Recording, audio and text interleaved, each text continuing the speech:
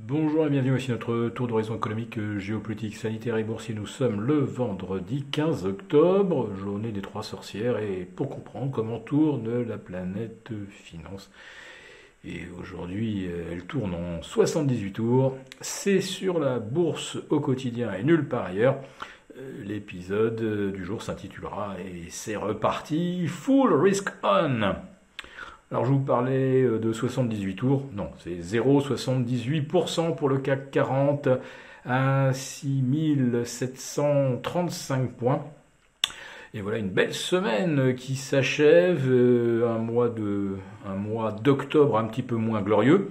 Commençons par la semaine, c'est 2,5% de hausse pour le CAC 40, pour le terme boursier d'octobre qui a expiré à 16 heures aux alentours des 6730 points. Eh bien, c'est un repli de 0,7%, pas bien méchant. Alors que l'Eurostoxx, lui, en hausse de 0,9%, aujourd'hui il va gagner plus d'1% par rapport au 18 septembre dernier. Et les indices US qui ont rouvert en hausse de 0,7 à 1%, eh bien voilà, le score du jour sera à peu près celui que l'on validera pour le terme boursier d'octobre qui expire donc, qui a déjà expiré en Europe à midi pour l'Eurostoxx, 16 heures pour le CAC et 22 heures ce soir pour les indices US. Alors le Dow Jones à 35 263, il n'est plus qu'à 1% de son record absolu.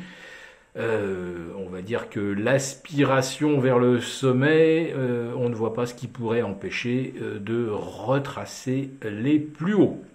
En tout cas, ce ne sont pas les taux d'intérêt, puisque en l'espace d'un mois, ils ont progressé de 20 points de base, sans le moindre effet négatif manifestement. Sur le Dow Jones, qui avait culminé, rappelez-vous-en, au mois de juillet. Voilà, pour le S&P, c'était début septembre. Le Dow Jones donc a complètement digéré une hausse en fait de 35 points de base des T-bonds américains depuis son précédent sommet. Donc là, vraiment, qu'est-ce qui peut empêcher aujourd'hui le Dow Jones ou le S&P de revoir leur sommet? On ne sait pas très bien. En ce qui concerne le CAC 40, il y a une grosse résistance à 6780 points. Je ne pense pas qu'on les atteigne ce soir, mais allez, un petit coup de pouce pour débuter le mois de novembre lundi, ça devrait suffire à nous envoyer vers les 6780. Les chiffres du jour aux États-Unis, eh bien, ils sont assez surprenants.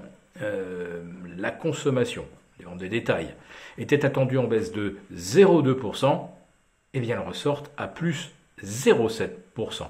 Et les ventes du mois d'août, qui étaient estimées initialement à 0,7, sont en fait revues à la hausse à plus 0,9%. Vous voyez, août-septembre, ce sont 2 mois extrêmement robustes, alors que septembre, c'était le mois où toutes les aides d'État américaines devaient être supprimées. Enfin, elles l'ont été.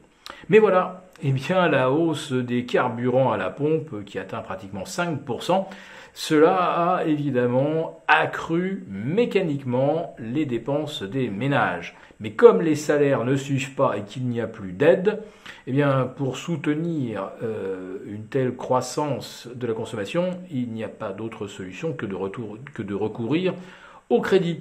Et les crédits à la consommation, je ne vous apprends rien, n'ont rien à voir avec les taux directeurs à 0 ou 0,10%. Les découverts sur les cartes de crédit, c'est toujours autour de 16% aux États-Unis.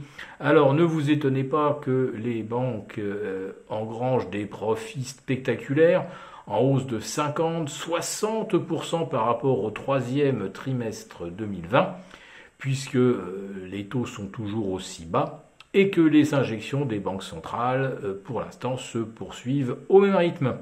Alors, j'ai l'impression que les marchés se comportent véritablement comme des drogués. C'est-à-dire qu'on a beau leur dire qu'au mois de novembre ou au mois de décembre, il n'y aura plus le shoot, ou un shoot beaucoup moins puissant, tant que ils ont leurs 120 milliards dans les veines, ils continuent de voir les choses de façon paradisiaque, le paradis artificiel, et rien ne semble pouvoir provoquer une consolidation. Et comme aujourd'hui, tout grimpe, regardez aussi du côté du Bitcoin, le voici à 60 000 $. Alors il a été boosté en début de semaine par l'annonce que George Soros s'intéressait et détenait des Bitcoins, et maintenant, c'est la SEC, Security Exchange Commission, qui pourrait valider la mise sur le marché d'ETF Bitcoin, autrement dit donc des produits dérivés qui s'ajouteraient à ceux qui existent déjà, et qui permettrait évidemment à tout un public de venir spéculer sur le casino Bitcoin sans être limité par la capacité technique de trader, ou plutôt d'enregistrer des transactions sur le Bitcoin physique.